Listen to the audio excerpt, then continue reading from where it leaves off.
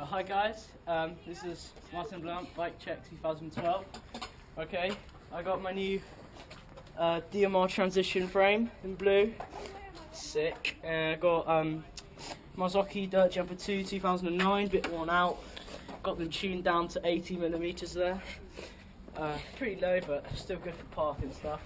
I got DMR Squid seat post, saddle, and I got the DMR Spin sprocket in purple, pretty light, super sick. I've got the Halo SAS's in purple, a bit heavy but super strong and super sick. I've got the Kenda K-Rad 8-block tyres. They're very good for dirt jumping, keep you in the turns real good. I've got very light Spank Tweet stem in purple, very good. I got ODI long neck grips, sick, and you got Funkel ball handlebars in black, super light, super strong, and yeah, it's my bike check. And I also got my new TSG Evolution.